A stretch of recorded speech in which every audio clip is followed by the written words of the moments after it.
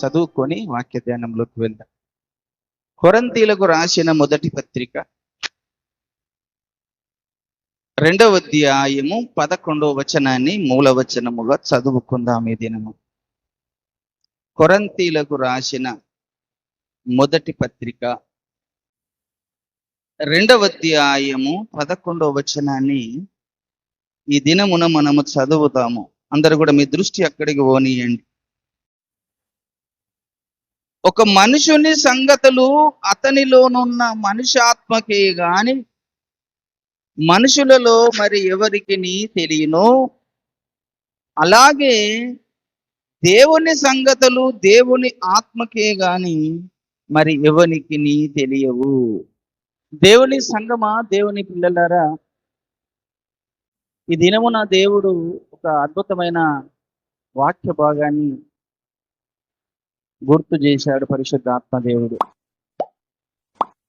చదువుకున్న వచన భాగాన్ని మనం ఒక్కసారి పరిశోధిస్తే అపోస్తలుడైన పౌలు గారు కొరింథీ సంఘానికి మొదటిసారి వెళ్ళినప్పుడు మొదటి పత్రిక రాశాడు. రెండవసారి వెళ్ళినప్పుడు రెండవ పత్రికని రాశాడు. రాయడం అనంటే పరిశుద్ధాత్మ దేవుడు ఆ విశ్వాసులకు ఏ విషయాలు చెప్పాడో ఆ విషయాలు వారికి బోధిస్తుండగా ఆ బోధని వారు రాసిన వారే ఈ పత్రిక. కనుక మనం చదువుకున్న వచన భాగంలో ఒక 2 సందర్భాలు మనకు కనబడుచున్నవి. మొదటి సందర్భము, ఒక మనుషునిలోని సంగతులన్నీ మనుషుని ఆత్మకే తెలుస్తుంది అన్నారు. మనుషుని ఆత్మకు మనుషుని సంగతులు తెలుస్తాయి.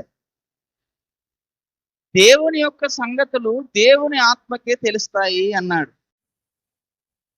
ఇక్కడ 2 ఆత్మల గురించి మనకు ప్రస్తావిస్తున్నాడు పరిశుద్ధాత్మ దేవుడు పౌలు గారి ద్వారా.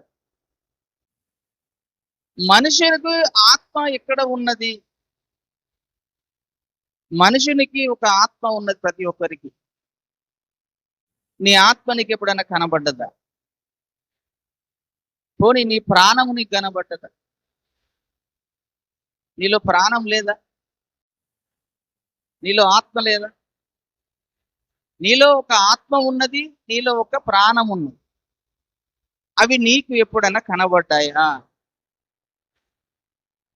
నీ ప్రాణము నీకు కనబడది, నీ ఆత్మ నీకు కనబడదు కదండి. కానీ కనబడేది ఏంటిదంటే ఈ యొక్క శరీరం మాత్రమే మనకు కనబడుతుంది. ఈ శరీరాన్ని చూసే మనం మురిసిపోతాం, ఈ శరీరాన్ని చూసే మనం సంతోషపడతాం. కానీ ఈ శరీరం ఒక రోజు మట్టిలోకి వెళ్తుంది కదా, నువ్వు ఎంత మురిసిపోయే ప్రయోజనం? ఈ శరీరానికి దేవుడు 4 దశలు సిద్ధపాటు చేసి పెట్టాడు. ఈ శరీరానికి దేవుడు 4 దశలు సిద్ధపాటు చేసి పెట్టాడు. మొదటి దశ బాల్యంతో పోల్చాడు కదండి. అప్పుడు పసిపిల్లగా మనం వస్తాం, చిన్న పిల్లలుగా పుడతాం ఈ శరీరం. తర్వాత రెండవది టీనేజ్ వయసు అంటారు. పుట్టినది మొదలుకొని 12 సంవత్సరాల వరకు బాల్య వయసు అన్నాడు. తర్వాత 12 నుంచి 19 వరకు టీనేజ్ వయసు అన్నాడు. టీనేజ్ అందుకనే మనకు ఇంగ్లీష్లో 13, 14, 15 అని చెప్పుకుంటూ పోతాం. టీనేజ్ వయసు అంటే అటు బాల్యము కాదు, ఇటు యవ్వనము కాదు, కౌమార దశ దాన్ని అంటారు. అప్పుడు ఉండే శరీర ఆకృతి విధానం మారిపోతుంది కదండి. బాల్యంలో ఉండే శరీరానికి ఉండే విధానం వేరు, కౌమార దశలో ఉండే శరీర విధానం వేరు, యవ్వన కాలంలో ఉండే సౌందర్యము శరీర విధానం వేరు. మళ్ళీ వృద్ధాప్యంలోకి వచ్చిన తర్వాత శరీరం ఉండే విధానం వేరు కదండి. వృద్ధాప్యం అంటే 60 సంవత్సరములు దాటిన వారందరూ కూడా వృద్ధాప్యం కిందనే వస్తారు. 20 నుంచి ఇంచుమించు 60 వరకు అంతా దాన్ని యవ్వన కాలం కింద పోల్చి చెప్తుంటాను. కానీ ఇప్పుడు 60 దాటిన తర్వాత పెద్ద మనుషులను చూడండి, ఈ శరీరం అంతా ముడతలు పడి ఈ కళ్ళని ఊసిపోయి కళ్ళు కనబడకుండా, అంటే శరీరం ఎలాగ మారిపోతుందో చూడండి. పనులు ఊసిపోతాయి, కళ్ళు కనబడాయి, తెల్ల బట్ట వచ్చేస్తాయి, తెల్ల ఇవన్నీ వచ్చేస్తాయి. అవన్నీ సాదృశ్యం దేనికి సంకేతము అంటే నీ శరీరం కాస్త ఈ లోకములో నుంచి వెళ్ళిపోయే పరిస్థితి దగ్గర అవుతుంది అని గుర్తు చేయడం కొరకే. కనుక దేవుడు ఈ శరీరానికి కొన్ని విధానాలుగా పద్ధతులు పెట్టాడు. ఈ శరీరము ఎన్ని రోజులు ఈ లోకంలో ఉన్నా ఒక రోజు మళ్ళీ శరీరము ఈ లోకాన్ని విడిచి మట్టిలో కలిసిపోయేది. కనుక శరీర సంబంధమైన విషయముల మీద ఎప్పుడు మీ మనసు పెట్టి బ్రతకకండి. శరీరం కంటే చాలా శ్రేష్టమైనది మీలో ఉన్న ఆత్మ. మీలో ఉన్న ఆత్మ. ఆ మీలో ఉన్న ఆత్మకు మీ శరీరక సంబంధమైన విషయాలన్నీ తెలుస్తాయట. ఒక శరీరానుసారమైన మనిషి కలిగి ఉన్నటువంటి వ్యక్తికి ఆ శరీరానికి సంబంధించిన విషయాలన్నీ కూడా తెలుస్తాయి కదండి. ఈ శరీరానికి లో ఉన్నటువంటి విషయాలన్నీ శరీరం తెలుస్తాయి మనిషి ఆత్మ. కానీ ఆత్మ సంగతులు ఆత్మకు మాత్రమే తెలుస్తాయి అన్నారు. దేవునికి స్తోత్రంగా. ఏ ఆత్మ సంగతులు? ఏ ఆత్మ సంగతులకు ఆత్మ సంబంధమైన సంగతులు తెలుస్తాయి? మనిషి ఆత్మక, దేవుని ఆత్మక? ఇది మనకు అర్థము కావాలి. ఒక మనిషిలో ఉన్న ఆత్మకు ఆ మనుషుని యొక్క సంగతులన్నీ తెలిసిపోతుంటాయి. కనుక ఆ దేవుని ఆత్మ కలిగినటువంటి మనుషులకు దేవుని సంగతులన్నీ తెలుస్తాయి. ఇంతకు దేవుడు అనేది వ్యక్తి, దేవుణ్ణి ఎప్పుడైనా మనం చూసామా? ఏ మనుషునికైనా దేవుడు ఎప్పుడైనా కనబడ్డా? ఎప్పుడైనా చూసామా దేవుణ్ణి మనం? దేవుడు ఎప్పుడు ఎవరికి కనబడలేడు. మరి లేడా దేవుడు? ఉన్నాడు. నీలో ఉన్న ఆత్మనే నువ్వు చూసుకోకపోతే, నీ కనబడకపోతే ఇంకా దేవుణ్ణి ఏం చూడగలుగుతావు? నీలో ఆత్మ ఉన్నది, నీలో ప్రాణం ఉన్నది. నీ ప్రాణము నీ ఆత్మ నీకే కనబడతలేదు, కానీ ఉన్నదని నువ్వు ఎలాగూ నమ్ముతున్నావు? విశ్వములో దేవుడు కూడా ఉన్నాడు అని నమ్మాలి. దేవునికి స్తోత్రం కనుక ఆ దేవుడు ఏ విధంగా త్రిత్వము కలిగి ఉన్నట్టుగా దేవుని పోలికలో మనుషుణ్ణి కూడా త్రిత్వముగా చేశాడు. దేవుడు త్రిత్వమై ఉన్నాడట. దేవునికంటూ ఒక ఆకారం ఉంది, దేవునికంటూ ఒక ప్రాణం ఉన్నది, దేవునికంటూ ఒక ఆత్మ ఉన్నది, దేవునికంటూ ఒక ఆకారం ఉంది, దేవునికంటూ ఆయనలో కూడా ఒక జీవం ఉంది, ఆయనకు కూడా ఒక ఆత్మ ఉన్నది. అలాగనే దేవుడు ఏ విధంగా ఉన్నాడో అదే విధానములో మనుషుడిని తయారు చేశాడు. కనుకనే దేవుడు మొట్టమొదటి మానవుడైన ఆదామును తయారు చేసినప్పుడు ఏమనుకున్నాడు? మన స్వరూపమందు మన పోలిక చొప్పున నరులను చేయుదము అన్నాడట. అక్కడ బహువచనం పలుకుతున్నాడు. మన స్వరూపమందు మన పోలిక చొప్పున అంటున్నాడు. ఆదికాండము 1వ అధ్యాయం 26వ వచనంలో ఆ మాట కనబడుతుంది, చూడండి. అక్కడ ఆదికాండము 1వ అధ్యాయము 26వ వచనం చదువుతున్నాను. దేవుడు మన స్వరూపమందు మన పోలిక చొప్పున నరులను చేయుదము అన్నాడు. 20 ఏం చెబుతున్నాడు?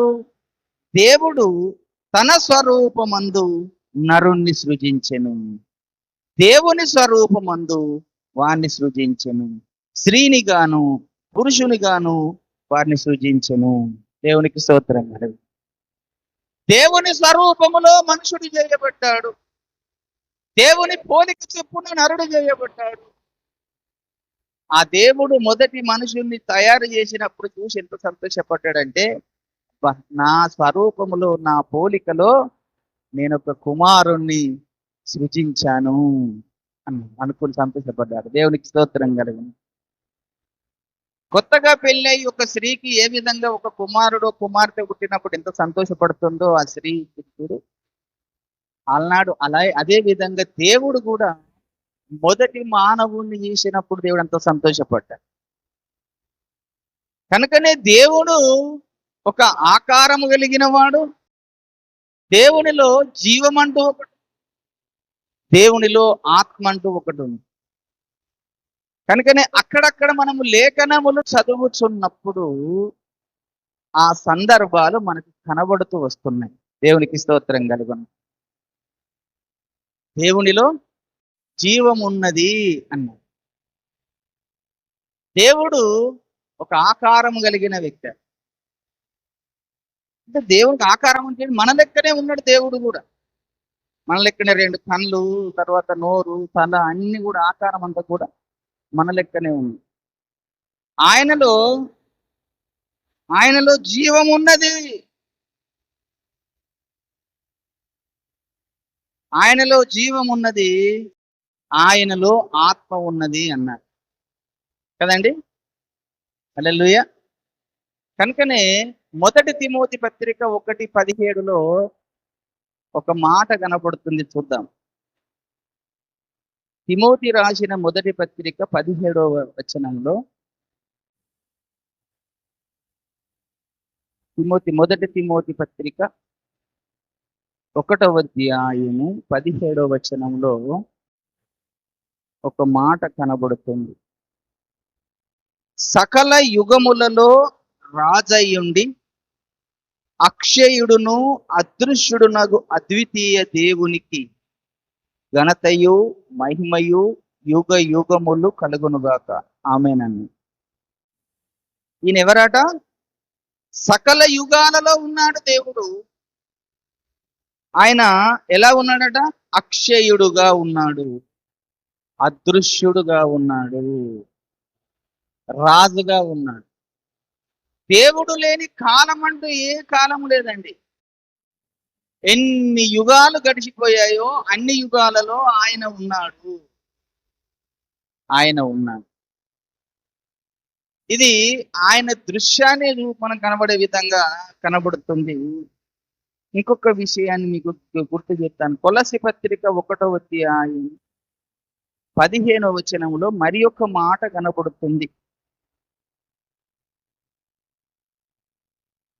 కొలస్సీ 1:15 ఆయన అదృశ్య దేవుని స్వరూపి అయి సర్వ సృష్టికి ఆది సంభూతుడై ఉన్నాడు.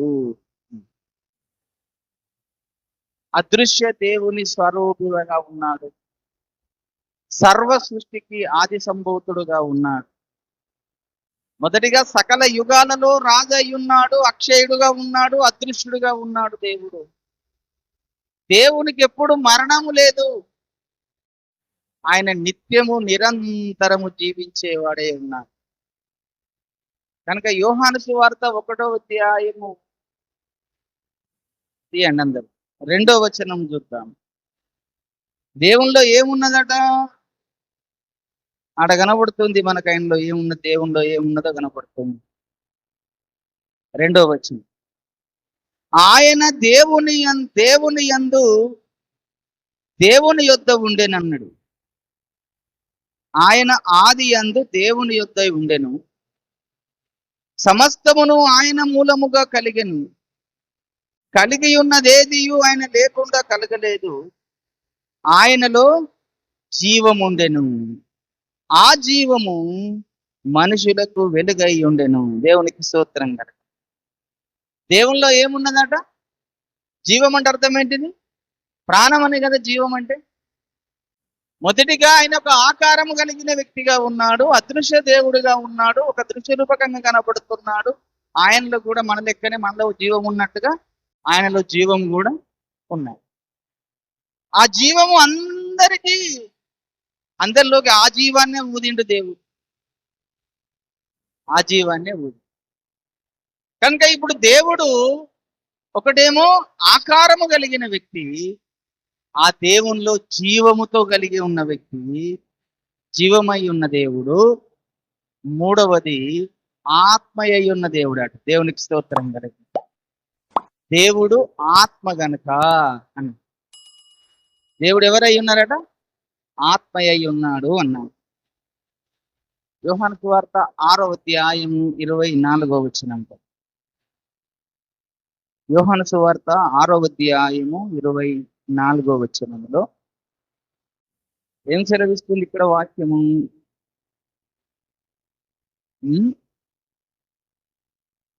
యోహాను సువార్త 4వ అధ్యాయము 26వ వచనము 24వ వచనం. బాగా గమనించండి. యోహాను సువార్త 4వ అధ్యాయము 24. దేవుడు ఆత్మ గనుక ఆయనను ఆరాధించువారు ఆత్మతోనూ సత్యముతోనూ ఆరాధించవలెను. ఇప్పుడు దేవునిలో ఎన్ని భాగాలు కనబడుతున్నాయి మనకు?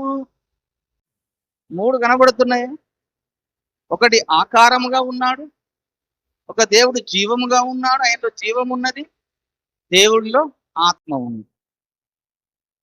కనుక దేవుడు ఏ విధంగా ఒక ఆకారము కలిగి జీవము కలిగి ఆత్మగా ఉన్నాడో మనుషుల్ని కూడా అలాగనే సృజించాడు.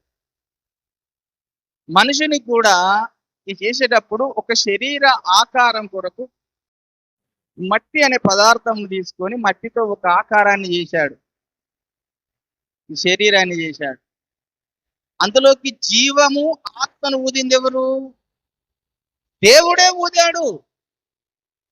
ఆదికాండము 2:7వ వచనంలో, 2వ అధ్యాయం 7వ వచనంలో ఆ మాట కనబడుతుంది. చూడండి, ఆదికాండము 2వ అధ్యాయము 7వ వచనంలో, దేవుడైన యెహోవా నేల మట్టితో నరుని నిర్మించి వాని నాసికారంధ్రములలో జీవవాయువును ఊదగా నరుడు జీవాత్మ ఆయను అన్నారు. ఇప్పుడు నరుడు ఏమైపోయాడు? జీవాత్మ అయ్యాడు.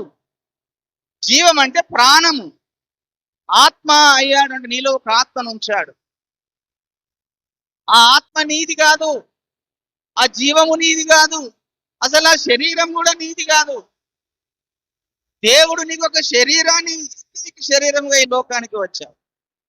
నీకు ఒక జీవాన్ని ఇస్తే ఆ జీవము కలిగి ఉన్నావు. ఆ ఆత్మను నీలో ఉంచితే ఆత్మగా ఉంది. కనుక దేవుని దగ్గర నుంచి ఊదినటువంటి ఆత్మ మనుషునిలోకి వచ్చింది కనుక అది మనిషి ఆత్మగా మార్చబడ్డది. మనిషి ఆత్మ ఉన్నది, అలాగనే దేవుని ఆత్మ కూడా ఉంది. ఆ దేవుని ఆత్మ ఒక్కొక్క కాలంలో ఒక్కొక్క విధముగా పనిచేస్తూ వచ్చింది. తండ్రి అయిన దేవుడు ఒక కాలములో పనిచేస్తూ వచ్చాడు. జీవమై ఉన్న క్రీస్తు కూడా ఒక కాలములో పనిచేస్తూ వచ్చాడు. ఇప్పుడు పరిశుద్ధాత్మ దేవుడు భూమి మీద పనిచేయడం మొదలుపెట్టాడు. కనుక నీలో ఉన్నటువంటి నీ యొక్క మనిషి ఆత్మకు నీ సంగతులన్నీ కూడా తెలిసిపోతాయి. నీ సంగతులు నీ ఆత్మకు తెలియదా? నా సంగతులు నా ఆత్మకు తెలియదా? తెలుస్తవి. నేను ఏమి చేస్తానో తెలుసు, ఎలాగ ఉన్నానో తెలుసు, ఎలా బ్రతుకుతున్నానో తెలుసు, అన్ని కూడా తెలుస్తాయి. ఎక్కడెక్కడ ఏం మాట్లాడుతున్నావో నా ఆత్మకు తెలుసు, ఎక్కడెక్కడ ఏం చేసావో నాకు నా ఆత్మకు తెలుసు. ఎన్ని అబద్ధాలు మాట్లాడుతున్నాము, ఎన్ని మోసాలు మాట్లాడుతున్నాము, ఎన్ని అన్యాయాలు చేస్తున్నాము, ఎన్ని అక్రమాలు చేస్తున్నాము, అన్ని కూడా మన ఆత్మకు తెలుసు కదండి. మన ఆత్మకు మన సంగతులు అన్ని తెలిసిపోతాంటాయి. కానీ దేవుని ఆత్మకు దేవుని సంగతులు అన్ని తెలుస్తాయి. దేవునికి స్తోత్రం కలుగును. దేవుడు ఎలాంటి వాడు, దేవుడు ఎలాంటి గుణలక్షణములు కలిగిన వాడు, దేవుడు ఎంత పరిశుద్ధుడుగా ఉన్నాడో, దేవునికి జ్ఞానం ఎంత జ్ఞానం ఉన్నదో, దేవుడు ఏ విధంగా ఉన్నాడో అన్ని కూడా మనకు తెలిసేది దేవుని ఆత్మ. దేవుని ఆత్మ దేవుని గురించి మనకు అనేక విషయాలు తెలియజేసేదల్లా దేవుని ఆత్మ. కనుక దేవుని ఆత్మగిన నీలో ఉంటేనే నీకు దేవుని సంగతులన్నీ కూడా తెలుపబడతాయి. దేవుని ఆత్మ నీలో లేకపోతే దేవుని సంగతులను గురించి నీకే మాత్రం తెలుసు. కనుకనే పరిశుద్ధాత్మ దేవుడు మనకు జ్ఞానం ఇస్తాడట. మొదటి ఆ 10వ వచనంలో చూడండి, మొదటి కొరింథీ పత్రిక 2:10 చెప్తాడు. మొదటి ఒక వచనాన్ని చూస్తున్నాము. కొరింథీలకు రాసిన మొదటి పత్రిక 2వ అధ్యాయము 10వ వచనాన్ని చదువుతున్నాను చూడండి. మనకైతే దేవుడు వాటిని తన ఆత్మ వలన బయలుపరిచి ఉన్నాడు. ఆ ఆత్మ అన్నింటినీ దేవుని మర్మములను కూడా పరిశోధించుచున్నాడు. చూశారండి? ఓ కొరింథీ విశ్వాసులారా, మనకైతే దేవుడు అన్నింటినీ బయలుపరుస్తున్నాడు. ఎలా బయలుపరుస్తున్నాడు అన్నింటినీ? దేవుని గురించి ఎవరికి తెలియనటువంటి విషయాలు, దేవుని సంగతులన్నీ మనకు తన ఆత్మ ద్వారా మనకు అన్ని తెలియజేస్తున్నాడు, బయలుపరుస్తున్నాడు. కనుక దేవుని ఆత్మ సంగతులు నువ్వు తెలుసుకోవాలనుకొని కోరుచున్నట్టయితే నువ్వు దేవుని ఆత్మను కలిగి ఉండు. దేవుని గురించి నువ్వు ఇంకా ఎంతో తెలుసుకోవాలి అనుకున్నప్పుడు దేవుని ఆత్మ నీలో ఉంటే దేవుని సంగతులన్నీ నీకు బయలుపరచబడి. దేవుని ఆత్మ నీలో లేకుండా నీ మనిషి ఆత్మతో నీవు జీవించినట్టయితే నీ సంగతులు మాత్రమే నీకు తెలియబడతాయి అన్నాడు. ఇప్పుడు నీ సంగతులు నీకు తెలుసుకుంటే మంచిదా, దేవుని సంగతులు తెలుసుకుంటే మంచిదా? నువ్వు ఏ జ్ఞానం కలిగి ఉండాలి? లోక సంబంధమైన జ్ఞానం కలిగి ఉండాలా, దేవుని సంబంధమైన జ్ఞానం కలిగి ఉండాలా? దేవుని సంబంధమైన జ్ఞానము నువ్వు తెలుసుకుంటే నీకు ప్రయోజనకరముగా ఉంటది. ఈ లోక సంబంధమైన విషయాలు నువ్వెన్ని తెలుసుకున్నా ఈ లోకం ఒక రోజు ఉండదు. ఈ లోకంలో ఉన్న మనుషులు ఒక రోజు ఉండరు. అది నీకు నిష్ప్రయోజనము లోక సంబంధమైన తెలుసుకుంటే. కనుక దేవుని సంగతులు నువ్వు తెలుసుకోవాలంటే దేవుని ఆత్మ నీలో ఉండాలి. ఆ కింది వచనం చదువుతున్నాను, 12వ వచనములో. దేవుని వలన మనకు దయచేయబడిన వాటిని తెలుసుకొనుటకై మనము లౌకిక ఆత్మను కాక దేవుని యుద్ధ నుండి వచ్చు ఆత్మను పొంది ఉన్నాము. మనుష్య జ్ఞానము నేర్పు మాటలతో గాక ఆత్మ సంబంధమైన సంగతులతో సరిచూచుచు ఆత్మ నేర్పు మాటలతో వీటిని గూర్చి మేము బోధించుతున్నాము. ప్రకృతి సంబంధమైన మనుషుడు దేవుని ఆత్మ విషయములను అంగీకరింపడు, అవి అతనికి వెర్రితనముగానున్నవి అన్న. ఇక్కడ ఒక అద్భుతమైన మాటను పలికాడు పరిశుద్ధాత్మ దేవుడు పౌలు గారి ద్వారా. ప్రకృతి సంబంధమైన మనుషుడు అని. ఈ ప్రకృతి సంబంధమైన మనుషుడు ఎవరు కదండి? ప్రకృతి సంబంధమైన మనుషుడు ఎవరు అంటే లోక సంబంధి కదండి. కనుకనే భక్తి జీవితంలో కూడా దేవుని పిల్లల్లో కూడా 3 రకాల కేటగిరీకు సంబంధించిన భక్తులు ఉంటున్నారండి. మనం అందరము దేవుని పిల్లలమే అనుకుంటున్నాము, అందరము భక్తి చేయిస్తున్నామని అనుకుంటున్నాము. కానీ మన భక్తి జీవితంలో 3 కోణాలలో ఉన్నారు భక్తి చేసేవారు. పేరుకు మాత్రము క్రైస్తవులమే, మేము రక్షణ పొందాము, మేము బాప్తిసం పొందాము, మేము పరలోక రాజ్యం పోతామని అనుకుంటున్నారు మరి చాలా మంది ఉన్నారు. కానీ బాప్తిసం పొందిన ప్రతి వాడు కూడా పరలోకానికి పోతాడన్న గ్యారంటీ లేదు.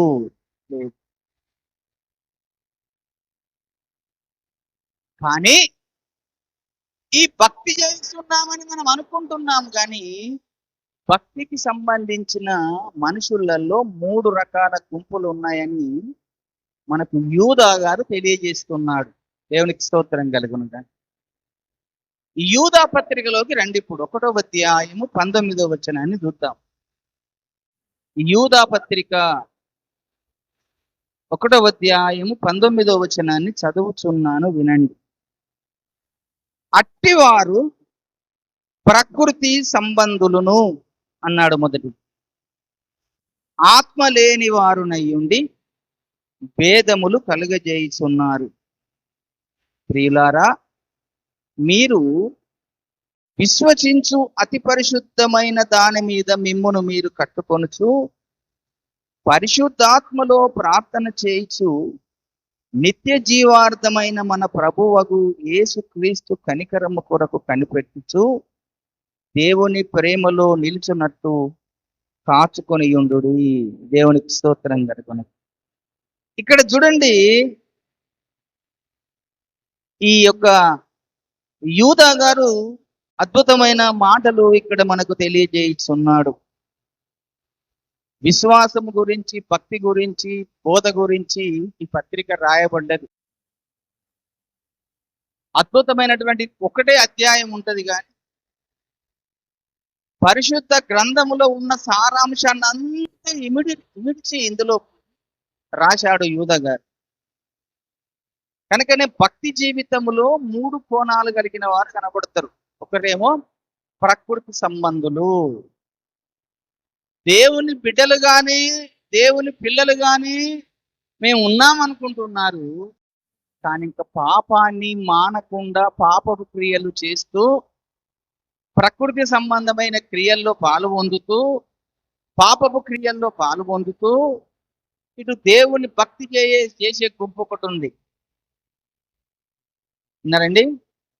అటు లోకంతో స్నేహం చేస్తున్నారు, లోక ఆశలతో స్నేహం చేస్తున్నారు, లోకంలో ఉన్న శరీర ఇచ్చల కొరకు బ్రతుకుతున్నారు, శరీర కార్యాల కొరకు బ్రతుకుతూ ఇటు దేవునితో వస్తూ మందిరానికి వస్తూ దేవుని సన్నిధికి వస్తూ మేము దేవుని పిల్లమని చెప్పుకునే గుంపు కూడా ఒకటి ఎదుగుతుంది పరిశుద్ధ గ్రంథంలో. ఆయా సంఘాలలో ఇలాంటి గుంపు ఒకటి అంతటా ఎదుగుతుంది. అటు లోకాన్ని విడిచిపెట్టలేరు, ఇటు పాపాన్ని విడిచిపెట్టలేరు, దేవుణ్ణి విడిచిపెట్టలేరు. కనుక ప్రకృతి సంబంధమైనటువంటి వాటిలో పాలు పొందుతారు, దేవుని పనులలో పాలు పొందుతున్నారు. ఇది మొదటి గుంపు. రెండవ గుంపు ఏంటిదనంటే దేవుని ఆత్మ లేకుండా నడిచే గుంపు కూడా ఒకటి నడుస్తున్నది సార్వత్రిక సంఘం అంతా. దేవుని ఆత్మ మేము కలిగి మాకు అవసరం లేదండి, మాకు వాక్యం ఉంటే చాలండి, మేము వాక్యమే మాకు అన్నిటికీ ఆధారం అనుకుంటూ వాక్యాన్ని మీదనే మనసు పెట్టి నడిచే గుంపు ఒకటి కూడా ఉంది. ఆత్మ లేని వారు అంటాడు అందరు. ఆత్మ లేని వారు. ఈ మాట మనకు రోమపత్రికలో 8వ అధ్యాయంలో కనబడుతుంది. చూడండి, 9వ వచనం. దేవుని ఆత్మ మీలో నివసించుచున్న ఎడల మీరు ఆత్మ స్వభావము గలవారే గాని శరీర స్వభావము గలవారు కాదు. ఎవడైనను క్రీస్తు ఆత్మ లేనివాడైతే వాడు ఆయన వాడు కాడు. క్రీస్తు ఆత్మ లేనివాడైతే అంటే వీరికి అన్ని భక్తి చేయిస్తున్నాము, కానీ దేవుని ఆత్మ గురించి వారు ప్రస్తావన తీసకుండా దేవుని ఆత్మకు ప్రాధాన్యత ఇవ్వకుండా ఆత్మ లేని వారుగా ఉండే గుంపు అంటూ ఒకటి ఉంది. అది రెండవది. మూడవ గుంపు ఏంటిదంటే దేవుని ఆత్మ కలిగి ఉన్నటువంటి, దేవునికి స్తోత్రం కలిగింది, దేవుని ఆత్మ కలిగిన వారు అన్నాడు. అందుకనే ఆ యొక్క యూదా గారు ఆ 3వ మాట రాస్తూ మీరు అతి విశ్వసించినప్పుడు అతి పరిశుద్ధమైన దాని మీద మీరు కట్టుకొనుడి. అతి పరిశుద్ధమైనది ఏంటిది? దేవుని ఆత్మ అతి పరిశుద్ధమైనది, దేవుని వాక్యము పరిశుద్ధమైనది, దేవుడు పరిశుద్ధుడు. కనుక ఈ 3 అనుభవాలు ఒక విశ్వాసిలో ఉండాలి. దేవుని వాక్యం ఉండాలి, దేవుని ఆత్మ ఉండాలి, దేవుని పోలికగా మనం మార్చబడాలి, దేవుని స్వరూపంగా మనం తయారు కావాలి. కనుక దేవునికి ఒక శరీరం ఎంత పరిశుద్ధంగా ఉన్నదో మన శరీరం అంత పరిశుద్ధంగా ఉండాలి. దేవుని జీవము ప్రాణము ఎంత పరిశుద్ధమైనదో మన ప్రాణము మన జీవం అంత పరిశుద్ధంగా ఉండాలి. దేవుని ఆత్మ ఎంత పరిశుద్ధంగా ఉందో మన ఆత్మ కూడా అంత పరిశుద్ధంగా ఉంది. కనుక మనం విశ్వసించినప్పుడు అతి పరిశుద్ధమైన దాని మీద మిమ్ముల మీరు కట్టుకొనుచు పరిశుద్ధాత్మలో ప్రార్థన చేసే అనుభవంలోకి రావాలి. దేవునికి పరిశుద్ధాత్మలో ప్రార్థన చేసే అనుభవం నీకు రావాలి. దేవుని ఆత్మ నీలో, ఆ దేవుని ఆత్మనే నీకు ప్రార్థన నేర్పిస్తుంది. దేవుని ఆత్మనే నిన్ను పరిశుద్ధతలోకి నడిపిస్తుంది. దేవుని ఆత్మనే నీకు జ్ఞానాన్ని బోధిస్తుంది. దేవుని ఆత్మనే నీకు పాపములు ఒప్పింపజేస్తుంది. దేవుని ఆత్మనే నీకు నీతిని తెలియజేస్తుంది. దేవుని ఆత్మనే నీకు సత్యము తెలియజేస్తుంది. దేవుని ఆత్మనే నిన్ను వరాలతో నింపుతుంది. దేవుని ఆత్మనే నిన్ను ఫలాలతో నింపుతుంది. దేవుని ఆత్మనే నిన్ను పరిశుద్ధంగా కడుగుతుంది. అంత దేవుని ఆత్మ నీలో ఉంటే నిన్ను పరిశుద్ధతలోకి తీసుకొచ్చేదే పరిశుద్ధ ఆత్మ దేవుడు. దేవునికి స్తోత్రం గారు. కనుక నీ ఆత్మ దేవుని ఆత్మ కలిసిపోయే విధముగా మనము భక్తిలో ముందుకు కొనసాగాలి. ఎప్పుడైనా నీ ఆత్మ దేవుని ఆత్మ కలుసుకుందా? ఇప్పుడు గమనించండి, ఎన్నడైనా దేవుని ఆత్మ నీ ఆత్మ ఏకీభవించి కలుసుకున్నదా? అనుభవం ఉన్నదా? ఆ అనుభవం నీకు వచ్చిన రోజు నువ్వు దేవుని ఆత్మతో నింపబడినట్టు లెక్క. దేవుని ఆత్మ నీ ఆత్మ కలిసిపోకపోతే, ఏకము కాకపోతే నువ్వు నీలో దేవుని ఆత్మ లేనట్టే. దేవుని ఆత్మ నీ ఆత్మతో కలిసినప్పుడే ఒక మహానందము కలుగుతుంది, ఒక మహా సంతోషము కలుగుతుంది. ఆ అనుభూతి పొందిన వారికి తెలుసు. దేవుని ఆత్మ మనిషి ఆత్మ ఎవరైతే కలుసుకున్నటువంటి విధానం అనుభవంలో ఉంటారో వారికి ఆ అనుభవం ఏంటిదో తెలుసు. నీ ఆత్మ ఎప్పుడన్నా దేవుని ఆత్మతో కలిశాదా? కలుసుకున్నావా? నువ్వు ఆత్మలో కలుసుకున్నామా దేవుణ్ణి? నీ ప్రాణము దేవుని ప్రాణం కలుసుకుందా? నీ శరీరము దేవుని శరీరం కలుసుకుందా? ఈ అనుభవము రావాలి దేవుని సంఘానికి. దేవునికి స్తోత్రం కలుగును. దేవుని యొక్క శరీరానుసారంగా ఉన్నటువంటి నీకు ఈ శరీరము మీదికి దేవుని ఆత్మ రావాలి. అప్పుడు నీ శరీరము దేవుని వశంలోకి వెళ్ళిపోతుంది. కనుకనే అంతరంగములో ఆత్మ కలుసుకునే విధానం ఒకటైతే నీ శరీరము మీదికి కూడా దేవుని ఆత్మ రావాలి. దేవునికి స్తోత్రం కలుగును. అప్పుడు నీవు దేవుడు కలుసుకునే విధానం కనబడుతుంది. హల్లెలూయా. ఒకరోజు మోషే దేవుడు ఇద్దరు ఏకమైపోయి కలుసుకున్నారట. మోషే దేవుడు ఇద్దరు ఏకమైపోయి కలుసుకున్నారు. ఎక్కడ కలుసుకున్నారు? సీనాయి కొండ మీద. దేవుడు అక్కడికి దిగి వచ్చాడు, కొండ మీదకి దిగి వచ్చాడు. మోషేని ఈ భూమి మీద నుంచి రమ్మన్నాడు. కొండెక్కి ఉన్నావయ్యా మోషే, నువ్వు ఆ కొండెక్కి నా దగ్గరికి రా అని పిలుస్తూ, అప్పుడు దేవుడు మోషే ఆ కొండ మీద ఇరువురు కలిసిపోయి 40 రాత్రి పగళ్ళు ఆ కొండ మీద, 40 రాత్రులు 40 పగళ్ళు ఆ కొండ మీద కలుసుకొని ఉన్నారు. ఆ అనుభవం రావాలి ఈ రోజు క్రైస్తవ సంఘానికి. ఆ అనుభవం ఎప్పుడైతే వస్తుందో నీ ఆత్మ మండుతూ ఉంటుంది, నీ ఆత్మ అభివృద్ధి అవుతుంది, నీ ఆత్మ ఫలభరితంగా ఉంటుంది, నీ ఆత్మ ఆనందమయముతో ఉంటుంది. ఈ శరీరానికి ఆనందం కాదండి ఒక విశ్వాస జీవితానికి. నీ ఆత్మకు ఆనందం కాదు, నీ మనసుకు ఆనందం కదండి. ఈ శరీర ఆనందం కొరకు మనుషులు ఎన్నో రకాలుగా ప్రయత్నాలు చేస్తున్నారు. శరీర ఆనందం కావాలి. ఈ శరీర ఆనందం కొరకు నువ్వు ఎన్ని ప్రయత్నాలు చేసినా అదంతా వ్యర్థమే. కానీ నీ ఆత్మకు ఆనందము కావాలి, నీ ఆత్మకు సంతోషము కావాలి, నీ ఆత్మ దేవుని ఆత్మ కలిసిపోవాలి, నీ ఆత్మ దేవుని ఆత్మ ఏకీభవించాలి. ఆ అనుభవంలోనికి సంఘము రావాలి, అనుభవంలోనికి సంఘము రావాలి. అలా వచ్చినప్పుడే దేవుడు సంతోషపడతాడు, ఆనందపడతాడు. దేవుని ఆత్మ మనలో ఉండడం ఒక ఎత్తు అయితే, దేవుని ఆత్మ మన మీదికి రావడము ఒక ఎత్తు. దేవుని ఆత్మ మన మీదికి వచ్చినప్పుడు మన శరీరంతో కలిసిపోతుంది. దేవుని ఆత్మ మనలోనికి వచ్చినప్పుడు మన ఆత్మతో కలిసిపోతుంది. ఈ తేడా గమనించండి మీరు. దేవుని ఆత్మ నీలోనికి వచ్చినప్పుడు నీ ఆత్మతో కలిసిపోతుంది.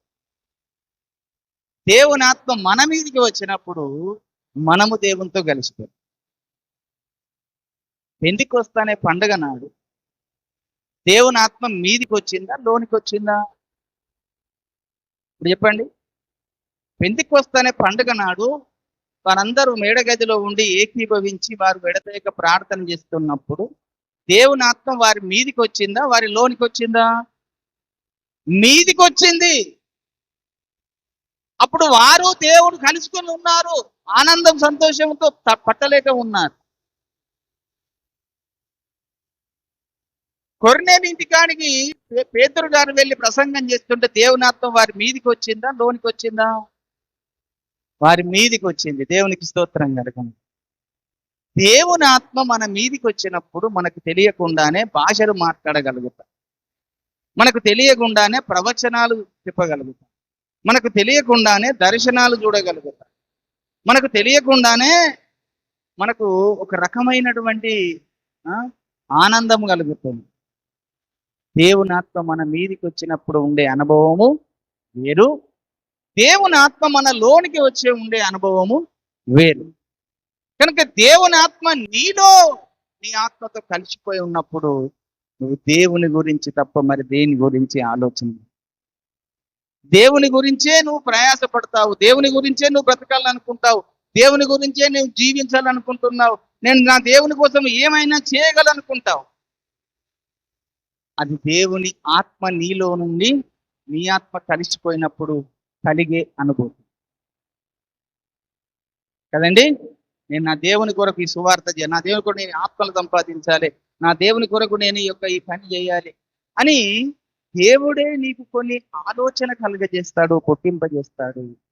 అప్పుడు దేవుని ఆత్మ నీ ఆత్మ కలిసిపోయి ఉన్నటువంటి అనుభవ విధానము వేరు. కనుక దేవుని ఆత్మ నీ మీదికి వచ్చినప్పుడు ఉండే అనుభవ విధానం వేరు. కనుక ఈ సంగతి ఆ కొరంతిలో ఉన్నటువంటి పరిశుద్ధులకు పరిశుద్ధ ఆత్మ దేవుడు పౌలు గారి ద్వారా అనేక విషయాలు తెలియజేశాడు. కొరంతి సంఘములో ఉన్నటువంటి భక్తుల జీవితాలను మనం చూస్తే ఆత్మ వరములు కలిగినటువంటి వారు, ఆత్మ ఫలములు కలిగినటువంటి వారు, దేవుని ఆత్మ చేత నింపబడ్డటువంటి వారు, వారి ద్వారా దేవుని సంఘం అద్భుతంగా ఎదిగినటువంటి సంఘము కొరంతి సంఘం. దేవుని ఆత్మ నీలో ఉండాలి, నీ ఆత్మతో కలిసి ఉండాలి. దేవుని ఆత్మ మన మీదకి వచ్చి ఉండాలి, దేవుని ఆత్మ మనలో కలిసి ఉండాలి, దేవుడు మనం ఏకీభవించి ఉండాలి. మన ప్రాణము, మన ఆత్మ, మన శరీరాన్ని దేవుడు తన స్వాధీనంలో ఉంచుకోవాలి, తన ఆధీనంలో ఉంచుకోవాలి. అప్పుడే మళ్ళీ మనము క్రీస్తు స్వరూపంలోకి మార్చబడే అనుభవంలోకి వెళ్తాం. దేవునికి స్తోత్రం కలుగును. దేవుని స్వరూపంలోకి మనం మార్చగలుగుతాము. మన ప్రాణాత్మ శరీరములు దేవుని ప్రాణాత్మ శరీరములతో కలిసినప్పుడు మనము ఆయన ఐక్యము గలవారమై ఉంటాము. దేవునికి స్తోత్రం కలుగును. ఆయనలో మనము ఐక్యము కలిగిన వారమై ఉంటాము. దేవునికి స్తోత్రం. ఆయన శరీరము మన శరీరం కలిసిపోతుంది, ఆయన ప్రాణం మన ప్రాణం కలిసిపోతుంది, ఆయన ఆత్మ మన ఆత్మ కలిసిపోతుంది. కనుక ఆయన మనం అప్పుడు ఒక్కటైపోతాం. దేవునికి స్తోత్రం. హల్లెలూయా. మొదటి మనుషుడు దేవుడు చేసినప్పుడు ఏ విధంగా దేవుడు మొదటి మనుషుడు ఇలాంటి మనస్తత్వం కలిగి ఉన్నట్టుగా సార్వత్రిక సంఘం అనేటువంటి దేవుని పిల్లలైన మనం కూడా ఆ అనుభవంలోనికి తయారవుతూ ఆ అనుభవం గుండా మన భక్తి జీవితాన్ని కొనసాగించుకుంటూ ముందుకు సాగుదాం. ఈ కొద్ది మాటలు దేవుడు దీవించను గాక.